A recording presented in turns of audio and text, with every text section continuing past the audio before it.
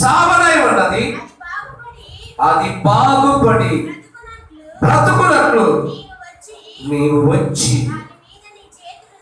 దాని మీద నీ చేతులు ఉంచవని ఆయన మిగులు ప్రతిమానుకులను. ఇక్కడ ఒక అధికారి కనిపిస్తూ ఉన్నాడు. యేసు ప్రభువు వారి దగ్గరికి వచ్చాడు. ఆయన యేసు ప్రభు దగ్గరికి వచ్చి, అయ్యా నాకు కుమార్తె ఉంది, ఆమె సాగు బ్రతుకుల్లో ఉంది, చనిపోవడానికి దగ్గరగా ఉందయ్యా, ఒక్కసారి నీవు నా ఇంటికి రా ప్రభువా, నీ వస్తే నా కుమార్తె బాగుపడుతుంది, నా కుమార్తె బ్రతుకుతుంది, ఒక మారు నీవు నా ప్రభు అంటున్నాడు. ఎవరైనా కూటికి లేనివాడు కాదు, పేదవాడు కాదు, గొప్ప ధనికుడు, ఒక ఉన్నతమైన అధికారం కలిగిన వాడు, ప్రభుత్వంలో ఒక గొప్ప ఉన్నతమైన అధికారం అనే పదవిలో ఉండి కొనసాగుతున్న వ్యక్తి అంటున్నాడు. తన డబ్బును బట్టో తనకున్న అధికారాన్ని బట్టో బయటికి ఎక్కడికో వెళ్ళలేదు. కానీ యేసు ప్రభు వారు వచ్చాడని తన వార్త వినగానే ఎక్కడ వచ్చాడు? యేసు మరణతోనే ఎక్కి ఆ తరికి వెళ్ళినప్పుడు బహుజన సమూహము ఆయన వెతక కూడి వచ్చెను. ఆయన సముద్రపు తీరమున నుండగా సమాజపు మందిరపు అధికారి, ఆయన పేరు యాయీరు, ఒకడు వచ్చి ఆయన చూసి ఆయన పాదముల మీద పడి, ఎక్కడ పడ్డాడండి? పాదముల మీద పడి ఆయన ఏం చేస్తున్నాడు? ప్రతిమలాడుకుంటున్నాడు. ఎందుకు ప్రతిమలాడుతున్నాడు? ఎందుకు ప్రతిమలాడుతున్నాడండి? తన కుమార్తె సాగు బ్రతుకుల్లో ఉంది, తన కుమార్తె సాగుడికి దగ్గర ఉంది కనుక, అయ్యా యేసయ్యా నీవు గాని వస్తే నా కూతురు బ్రతుకుతుంది, నువ్వు నా ఇంటికి వస్తే నా కూతురు బాగుపడుతుందయ్యా, అనారోగ్యముతో ఉంది, వ్యాధులకి గురైపోతుంది, సాగు బ్రతుకుల్లో ఉంది ప్రభా అని చెప్పి ఆ యాయీరు అనే వ్యక్తి యేసు ప్రభు దగ్గరికి వచ్చాడు. యేసు ప్రభు దగ్గరికి రాగానే యేసు ప్రభు అలాగే నడుచుకుంటూ ఆ ప్రాంతాన్ని తిరుగుతూ ఉన్నాడు. చాలా సమయం అయిపోయింది, అయినప్పటికీ కూడా ఈయన తనతోనే ఉన్నాడు, యేసు ప్రభుతోనే ఉన్నాడు. యేసు ప్రభు వెళుతున్నాడు, ఇతను కూడా తనతో పాటు వెళుతూ ఉన్నాడు. మరి అయితే కొంత సమయం గడిచిన తర్వాత ఆ ఇంటి దగ్గర నుంచి కొంతమంది వచ్చి ఏమన్నారు చూడండి, 35వ వచనం. ఆయన ఇంటను మాట్లాడుచుండగా సమాజ మందిర అధికారి ఇంట నుండి కొందరు వచ్చి, నీ కుమార్తె చనిపోయినది, నీవిక బోధకుని ఎందుకు శ్రమ పెట్టుచున్నామని అనిది.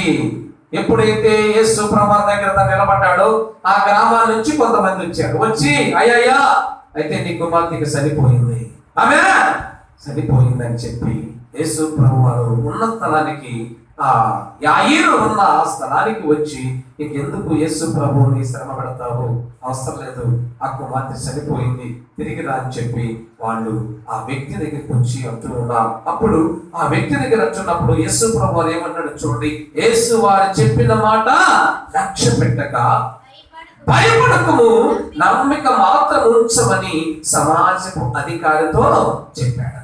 వెంటనే ఎప్పుడైతే ఆ వార్త సమాజ అధికారికి వచ్చిందో అధికారితో చెబుతున్నాడు యేసు ప్రభు, అయ్యా నీవు మనుషుల మాట వినొద్దు, మనుషుల మాట లక్ష్య పెట్టొద్దు, వారు రకరకాలుగా చెబుతారు, వారు ఎన్నెన్నో విధాలుగా నిన్ను అంటారు, కానీ నీవు మాత్రం నమ్మిక మాత్రం ఉంచుము, నువ్వు భయపడవద్దు, నమ్మిక ఉంచు అని చెప్పాడు. ఎప్పుడైతే ఆ వ్యక్తి ఆ యేసు ప్రభు వారు యాయీరుతో మాట చెప్పాడు, వెంటనే యేసు ప్రభు ఏం చేశాడు చూడండి, 37వ వచనం. పేతురు యాకోబుల సహోదరుడు యోహాను అను వారిని తప్ప మరి ఎవరిని నేను తన ఎవరి రానియక సమాజపు మందిరపు అధికారి ఇంటికి వచ్చి, హల్లెలూయా హల్లెలూయా, ఎక్కడికి వచ్చాడు ఇప్పుడు?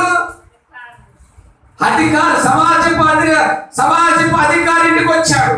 ఎందుకు వచ్చాడంటే ఆ ఇంటిలో ఒక వ్యక్తి అనారోగ్యంతో బాధపడుతూ ఉంది. ఆ వ్యక్తి కొరకు ఆ తండ్రి తన కుమార్తెని బాగు చేయమని, నా కుమార్తెను బ్రతికించమని యేసు ప్రభు వారిని బ్రతిమలాడుకుని ఆయన పాదాల మీద పడి యేసు ప్రభు ఉన్న చోట ఉండి ఆయన ఎంతసేపు ఉంటే అంతసేపు ఆయన వెనకాల నిలబడి ఎప్పటికి యేసు ప్రభు వచ్చినప్పుడు ఆ ఇంటికి వచ్చాడు. యేసు ప్రభు ఎప్పుడైతే తన ఇంటికి వచ్చాడు, వెంటనే చూసినప్పుడు అండి చూడండి అక్కడ ఏమైందో. యేసు ప్రభు తన ఇంటికి వచ్చి చదువు లోపలికి పోయి పైన పైన యేసు ప్రభు తన ఇంటికి వచ్చి వారు గోలగా నుండి గోల చేస్తున్నారు, చాలా ఏడ్చుచు విలాపించుచు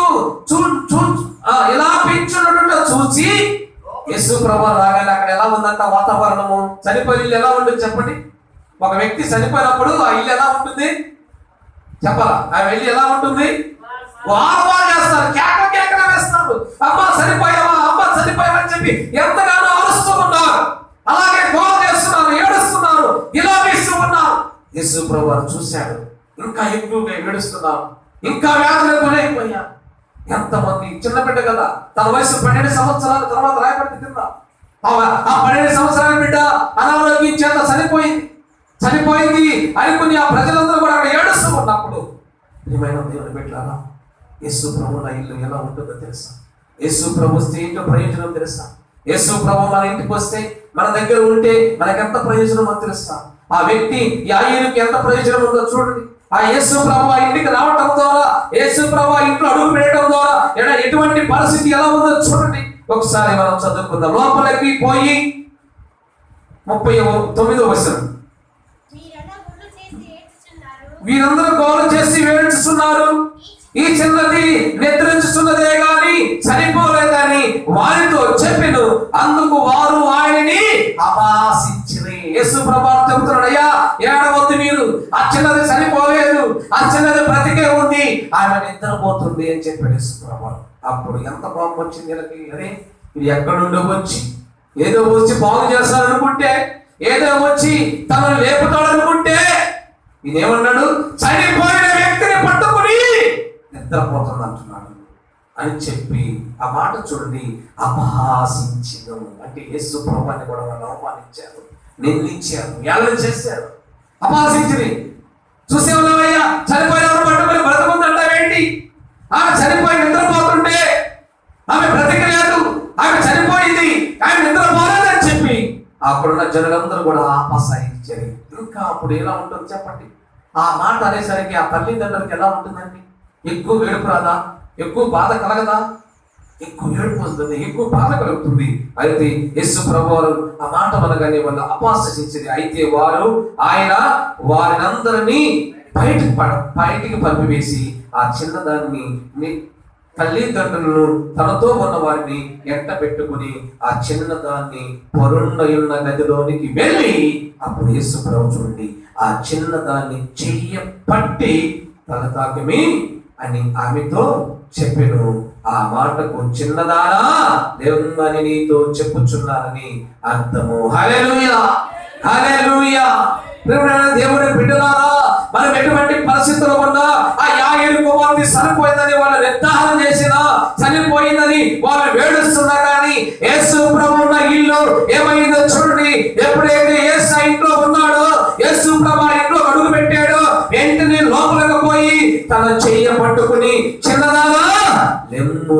హల్లెలూయా, హల్లెలూయా, హల్లెలూయా. ప్రియమైన దేవుని బిడ్డలారా, యేసు క్రీస్తు మనతో ఉన్నప్పుడు, యేసు ప్రభువు వారు మన జీవితంలో ఉన్నప్పుడు, యేసు ప్రభువు వారు మన ఇంటిలో ఉన్నప్పుడు, నువ్వు ఏ స్థితిలో ఉన్నా, ఏ అనారోగ్యంతో ఉన్నా, ఏ వ్యాధితో ఉన్నా, ఏ బలహీనతో ఉన్నా, ఆయన మనల్ని ఏం చేస్తాడో తెలుసా? మన చెయ్య పట్టుకుని లేపేవాడు. హల్లెలూయా. ఆయన మన చెయ్య పట్టుకుని లేవనెత్తే దేవుడు. ఆయన మనతో ఉంటే మన చెయ్య పట్టుకుంటాడు. ఆయన చెయ్య పట్టుకుంటే మనకి ధైర్యం వస్తుంది, ఆయన చెయ్య పట్టుకుంటే మనకి బలం వస్తుంది, ఆయన చెయ్య మనం పట్టుకుంటే మనం లేచి నిలబడతాం. హల్లెలూయా. పడిపోయిన స్త్రీ, సావు బ్రతుకుల్లో ఉన్న బిడ్డ, చనిపోయిందనుకున్న వారు ఎప్పుడైతే యేసయ్య ఆ స్థలంలో అడుగు పెట్టాడో వెంటనే ఆ కుమార్తె లేచి నిలబడింది. హల్లెలూయా, హల్లెలూయా.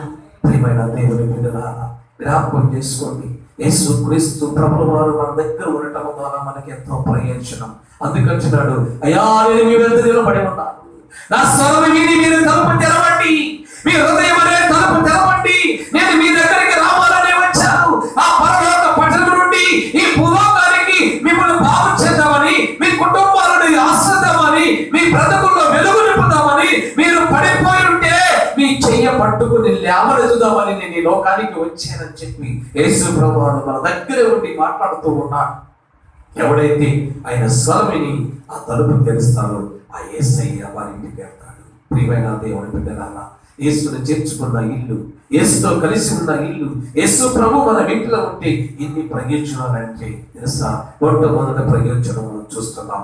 యేసయ్య మనతో ఉన్నప్పుడు, యేసు ప్రభు మన ఇంటికి వచ్చినప్పుడు, అది ఎటువంటి పరిస్థితి ఉన్నప్పటికీ కూడా ఆయన మన పడివిని వారిని చెయ్య పట్టుకుని దేవుడు. హల్లెలూయా. పడిపోయిన వారిని చెయ్య పట్టుకుని నిలబెట్టగలిగిన దేవుడు మన దేవుడు. ఒకవేళ అటువంటి పరిస్థితుల్లో నీవు నేను ఉన్నామేమో, పడిపోయిన స్థితిలో ఉన్నామా, కృంగిపోయి ఉన్నామా, ఎటువంటి వ్యాధులకి లేకపోతే ఏడుపులతో కన్నీరు కాలుస్తూ విలాపిస్తూ వాక్ చేస్తూ ఉన్న కుటుంబాలు ఉన్నామా?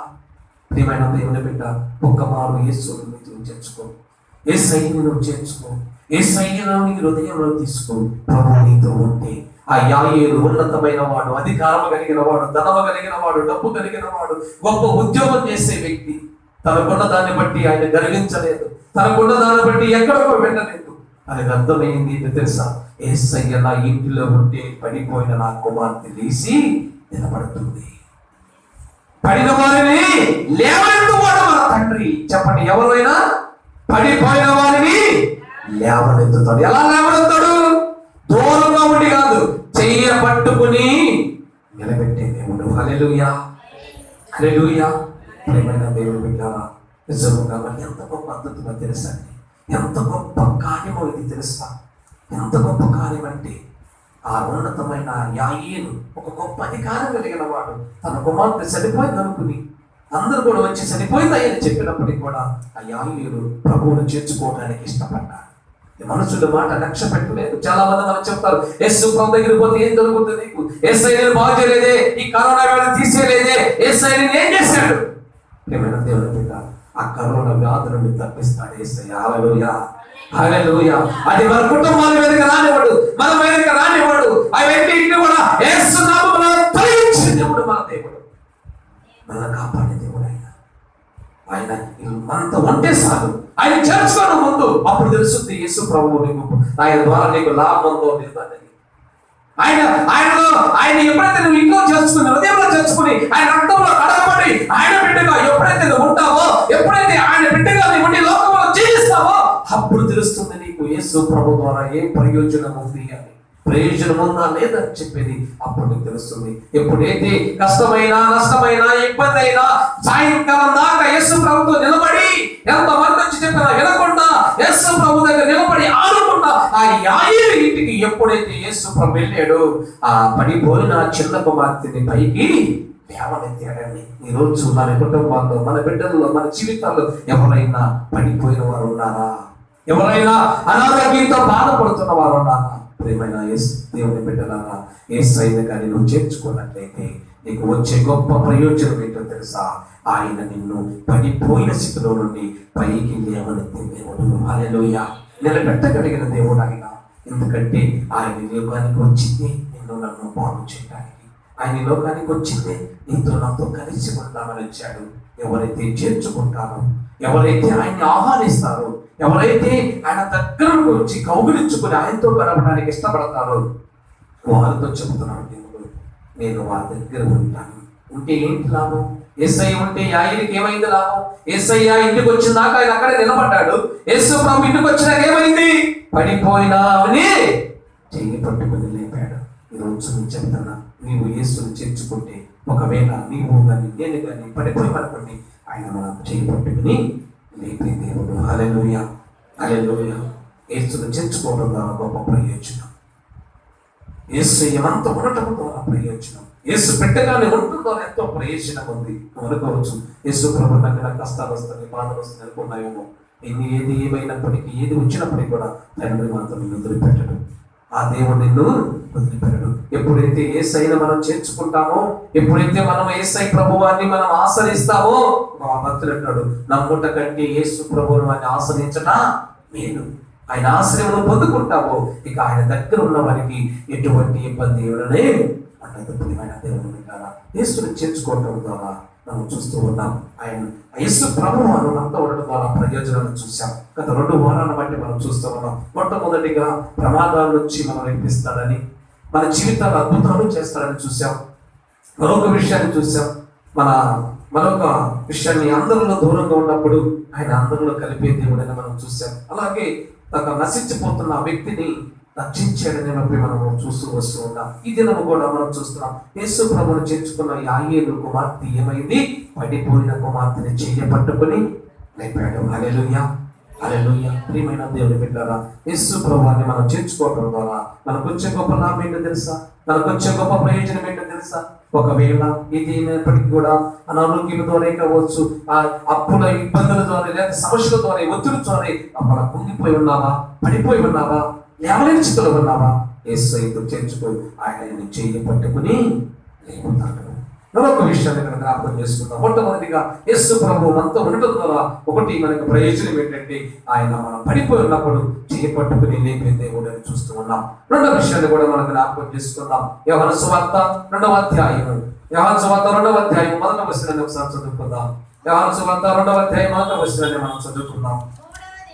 3వ దినమున గలిలయలోని కానాను ఊరిలో ఒక వివాహం జరిగెను.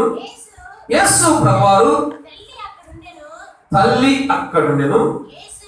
యేసును ఆయన శిష్యులను ఆ వివాహమునకు పిలువబడిది. ద్రాక్షారసము అయిపోయినది. యేసు తల్లి వారికి ద్రాక్షారసము లేదని ఆయనతో చెప్పగా యేసు ఆమెతో, అమ్మ, నాతో నీకేమి, నా సమయము ఇంకను రాలేదని.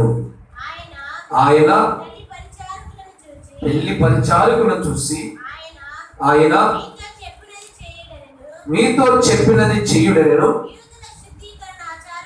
యూదుల శుద్ధీకరణ ఆచార ప్రకారము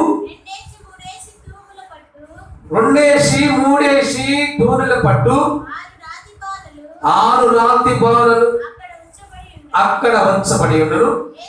యేసు ఆ బాణలు నీళ్లతో నింపుడని వారితో చెప్పగా వారు వాటిని అంచుల మట్టుకు నింపిరి.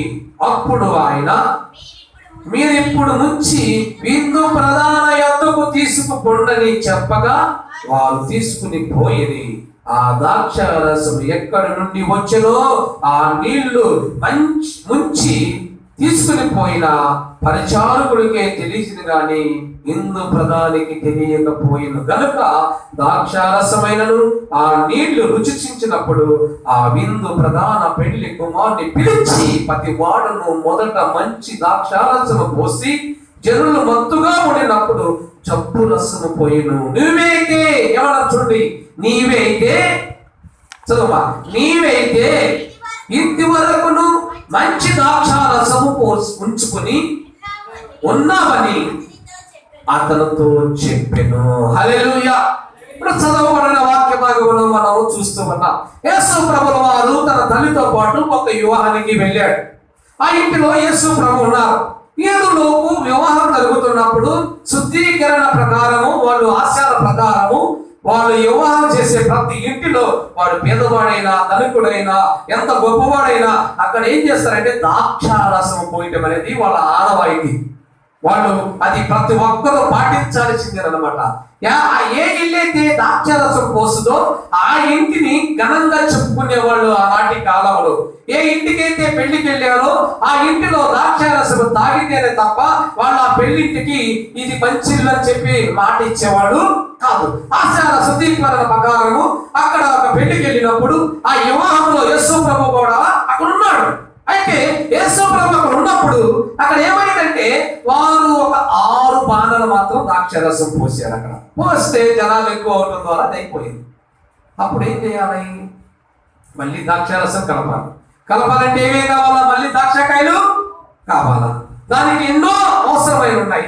ఎంతో టైం పడుతుంది. ఒక పక్క ఇందు జరుగుతుంది, ఆ ఇందులో కూర్చున్న బంతిలో ద్రాక్షారసము పోయకపోతే ఆ ఇంటికి అవమానం మీద వచ్చేస్తుంది అనమాట. ఈ ఏమన చేసేవాళ్ళు ఆ ఇంటిని పదే పదే తిట్టుకుంటూ ఉండేవాళ్ళు. అయితే చూడండి ప్రియమైన దేవుని బిడ్డరా, యేసు ప్రభువున్న ఇంటిలోనే ద్రాక్షారసం అయిపోయింది. ఏం చేయాలో అర్థం కాలేదు. అయిపోయిన సంగతి పెళ్లి కుమారుడికి మాత్రము తెలియదు. అక్కడున్న పరిచారకులకు మాత్రం తెలిసింది. ఎలా, ఏం చేద్దాం? ఒక విందులో పోయకపోతే అవమానించబడతామే, అందరు ఏడం చేస్తారే, వాడి ఇంటికి పోయాము, వాడు మంచి ద్రాక్షారసం పోయలేదంటారని చెప్పేసి వారు అనుకుంటున్నప్పుడు యేసు ప్రభువు తల్లి వింది ఆ మాట. వెంటనే విని ఆ తల్లి ఆ పరిచారకులు పిలిచింది. ఇదిగో ఇదిగో అక్కడ ఒక ఆయన ఉన్నాడే, ఆయన ఇంటికి వచ్చాడు కదా, ఆయన అడగండి. వెంటనే యేసు ప్రభువు అడిగారు వాళ్ళు. అప్పుడు యేసు ప్రభువు చూడండి, 6 బాణాలకు నీళ్లు పోయండి అన్నాడు. వెంటనే ఆ తండ్రి దాన్ని అభిషేకించి ఏమైపోయింది? నీరు ఏమైంది? ద్రాక్షారసం అయిపోయింది. ఎప్పుడైతే ఆ ద్రాక్షారసం అయిపోయిందో వెంటనే ఆ పరిచారకులు ఇందు జరుగుతూ ఉంది, అక్కడ ఆ ద్రాక్షారసం పోస్తూ వస్తున్నారు. అప్పుడంట చూడండి ప్రియమైన దేవుని బిడ్డలారా, ఆ ద్రాక్షారసము తీసుకున్న వాళ్ళు ఏమన్నారో తెలుసా? అయ్యో, ఎన్నో మేము వివాహాలకి వెళ్ళాం, ఎన్నో పెళ్లికి వెళ్ళాం, అయితే ఆఖరిలో వాళ్ళు ఏం చేశారు తెలుసా? జబ్బు పడిన ద్రాక్షారసము పోసారే కానీ ఇప్పుడు ఇంత శ్రేష్టమైన ద్రాక్షారసము వీరు పోస్తున్నారని చెప్పి ఆ పెళ్లి జరిగిస్తున్న ఇంటి వత్తును పిలిచి వారితో చెబుతున్నారు, అయ్యా ఇంతటి ద్రాక్షారసము మేము ఎక్కడను చూడలేదు. ఏం చేస్తున్నారు ఇప్పుడు? యేసు ప్రభువున్న ఇంటికి ఏమొచ్చింది చెప్పండి? యేసు ప్రభువున్న ఇంటికి ఏమొచ్చింది? ఘనత వచ్చింది. అవమానించబడి నిందించబడాల్సి వేడనికి గురవలసిన ఇల్లు ఎప్పుడైతే యేసు ప్రభువు యువకులో ఉన్నాడో, ఎప్పుడైతే ఆ ప్రభు అక్కడ ఉండటం ద్వారా అక్కడ ద్రాక్షారసం అయిపోయింది. ద్రాక్షారసం అంటే వాళ్ళు విలువగా భావించేవాళ్ళు యూదులు, ద్రాక్షారసం లేని ఇల్లుని అవమానించేవాళ్ళు. ఆ బంతిలో పోయవలసిన పరిస్థితి వచ్చినప్పుడు యేసు ప్రభు అక్కడ ఉండటం ద్వారా ఆ ఇంటికి ఘనత వచ్చిందండి. అక్కడ పెళ్లికి వచ్చిన వాళ్ళందరూ చెబుతున్నారు, అయ్యా ఇంతవరకు ఎన్నడూ ఏ వివాహంలో ఇటువంటి ద్రాక్షారసము నేను చూడలేదు, నువ్వైతే నాకు మంచి ద్రాక్షారసం పోచావు. నిజంగా ప్రియమైన దేవుని బిడ్డ, ఈరోజు నీ ఇంటి నా ఇల్లు గనచపరచబడాలంటే, అవమానాలు నిందల నుండి విడిపించబడాలంటే, ఏలా చేయబడుతున్న వ్యక్తుల నుండి మనం విడుదల పొందుకోవాలంటే నువ్వేం చేయాలో తెలుసా? యేసయ్యను చేర్చుకోవాలి. యేసయ్య మనతో ఉంటే ఆ ఇంటికి ఘనత వస్తుంది. యేసయ్య మనతో ఉంటే ఆ ఇంటికి పేరు వస్తుంది. చూసారా, ఎప్పుడైతే ఆ ఇల్లు బంతిలో పోయిపోతే ఏమైపోతారు చెప్పండి? వాళ్ళు అందరూ చుట్టుకుంటూ పోయి వెళ్ళారు. అరే ఇది పెట్టలేరు. చాలా మంది చోట్ల మనం వివాహానికి వెళ్తాం, ఎక్కడన్నా ఒక 6 ఎరాటీలు పెట్టారనుకోండి భోజనంలో, ఒక్క ఎరాటి తగ్గిందనుకో, ఒకవేళ జనాలు ఎక్కువై ఇక ఏం చేస్తాం తెలుసా? అరే జనం ఎక్కువైపోయి తగ్గిందని చెప్పం, వాడు పెట్టడం చేత కాల. మనమే పండగకి తింటాం క్రిస్మస్ కి, ఒకవేళ ఒక ఎరాటి అయిపోయింది అనుకో, పాస్టర్ గారు నన్ను పట్టించుకోవాలని నాకు పెట్టలే అంటాం. మనం అయిపోతుంది, మనకే ఒక అనిపోయినా కూడా వెంటనే మనం చేయలేం. అంటే ఎంతగా ఒక వివాహానికి వెళ్ళినప్పుడు ఒక వ్యక్తి ఆ ఇంట్లో ఏదైనా ఒక కొరత వచ్చింది అనుకోండి, ఆ కుటుంబాన్ని ఏ విధంగా అంటాడు తెలుసా? అందరిలోకి వెళ్ళి వాడి ఇంటికి వెళ్ళేమే కానీ అందరికి పెట్టారు, కొన్ని రెస్టారెంట్లు మనకు పెట్టలేదు అంటారన్నా అంటారు, చాలా మంది అంటారు అన్నమాట. అలాగే ఆనాడు కూడా ఈతులు వివాహం చేసుకునేటప్పుడు ద్రాక్షారసము కానీ పొయ్యకపోతే ఇక వాడి పని అయిపోనండి. రకరకాల అవమానాలు నిందలతో ఉండేది ఆ ఇల్లు. అయితే ప్రియమైన దేవుని బిడ్డ, జనము ఎక్కువైపోయి ఆ వివాహంలో ద్రాక్షారసం అయిపోయింది. కానీ దేవుడు గొప్ప దేవుడు ఆయనలో ఉన్నాడు. సర్వ సృష్టికర్త దేవుడు ఆయన ఉన్నాడు. ఆ ఇంట్లో ఉన్నది ఎవరు తెలుసా? నీటిని ద్రాక్షారసముగా మార్చగలిగిన దేవుడు. హల్లెలూయా! నీటిని ద్రాక్షారసముగా మార్చగలిగిన దేవుడు ఆయన. మధురమైన నీటి జలాలుగా మార్చగలిగిన దేవుడు అదే స్థలంలో ఉన్నాడు కనుక ఆ ఇంటిని ఘనపరచడం మొదలు పెట్టాడు. వివాహానికి వెళ్ళిన వారందరూ కూడా అన్నారు, ఏమన్నారు చూడండి, అక్కడ ఇందు జరిగిన ఆ వ్యక్తిని పిలిచి ఏమన్నారు చూడండి. 9వ వచనం, తీసుకుని పొందని చెప్పగా వారు తీసుకుని పోయి ఆ ద్రాక్షారసం ఎక్కడి నుండి వచ్చినో ఆ నీళ్లు చూసి ఆ ముంచి తీసుకొచ్చిన పరిచారకులకే తెలిపిన కానీ ఇందు ప్రధానికి తెలియకపోయాడు కనుక ద్రాక్షారసము ఆ ప్రధానుడు ఆ నీళ్లు రుచి చూసినప్పుడు ఆ విందు ప్రధాన పెళ్లి కుమారుని పిలిచి, ప్రతి వాడు అంట ఏమన్నాడు అక్కడ? ప్రతి వాడు మొదట మంచి ద్రాక్షారసం పోసి చదువు ముందుగా ఉన్నప్పుడు జబ్బు రసము ముందుగా అంటే ఎవరు మత్తుగా ఉన్నప్పుడు ఏం చేస్తారు? జబ్బు ద్రాక్షరసం వస్తారు. కానీ ప్రియమైన దేవుని బిడ్డలారా, ఇక్కడ ఆ ఫస్ట్ నుండి కూడా ఆఖరి వరకు వారు మత్తుగా ఉన్నప్పుడు కూడా, ఆయన అయిపోయినప్పుడు కూడా మంచి ద్రాక్షరసం పోశారు. ఆ పెళ్లి కుమారుడు ఇల్లు గణపరచబడింది. అనేక మంది అక్కడ నుండి వచ్చి వారిని గణపరచడం మొదలు పెట్టారు. ఈరోజు నీ ఇంటికి నా ఇంటికి ఘనత రావాలంటే, నీవు నేను గణపరచబడాలంటే, నీ కుటుంబం నా కుటుంబం హెచ్చించబడాలంటే యేసయ్య నీ ఇంట్లో ఉంటే నీకు ఘనత వస్తుంది. యేసయ్య నీ ఇంట్లో ఉంటే అవమానం రాదు. యేసయ్య మన ఇంట్లో ఉంటే నిందలు మనకు రాదు. యేసయ్య మనతో ఉంటే ఏలా మనం చేయబడము. ఎందుకంటే మనల్ని దేవుడు హెచ్చించే దేవుడు. మన దేవుడు ఎవరు? హెచ్చించే దేవుడు, ఉన్నతమైన స్థితికి తీసుకెళ్లే దేవుడు, గొప్ప నిధులు ఇచ్చే దేవుడు, గొప్ప ఆశీర్వాదాలు ఇచ్చే దేవుడు, మన కుటుంబాల చుట్టూ ఆయన హెచ్చించే దేవుడు. ఆయన దేవుడు ఎక్కడ ఉన్నా కానీ దేవుడు హెచ్చిస్తూనే ఉంటాడు. ఆ కుటుంబాన్ని గణపరుస్తూనే ఉంటాడు.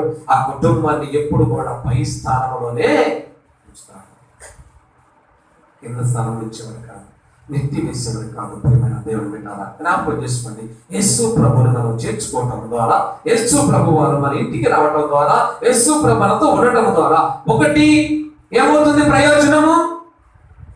పడిపోయిన వారిని లేవనెత్తుతాము. పడిపోయిన స్థితిలో ఉన్నప్పుడు ఆయన చెయ్యి పట్టుకుని లేపుతాడు. రెండవది, యేసు ప్రభు మనతో ఉండడం ద్వారా మన ఇంటికి ఘనత వస్తుంది, మన ఇల్లు హెచ్చించబడుతుంది, మనం గొప్పగా చెప్పబడతాం.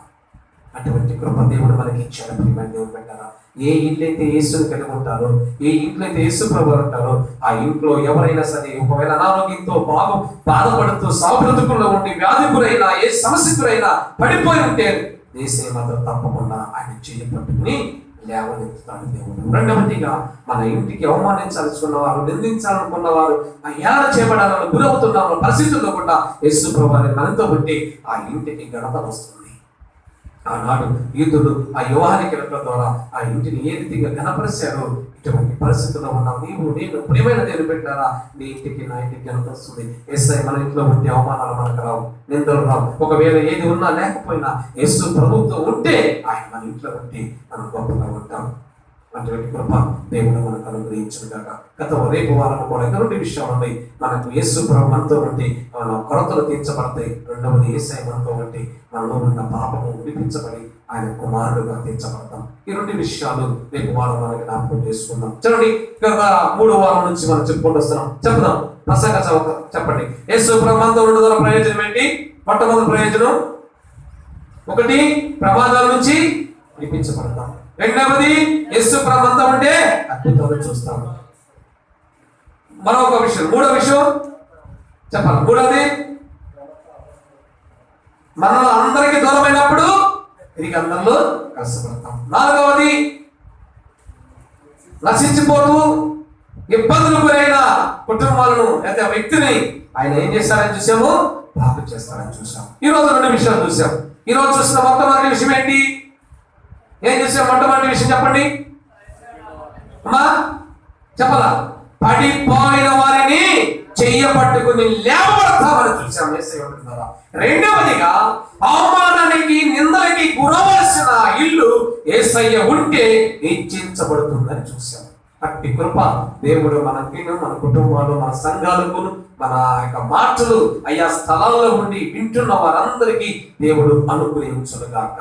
ఆమేన్, ఆమేన్. అందరూ లేచి నిలబడి పాట పాడుకుంటూ ఉందాం.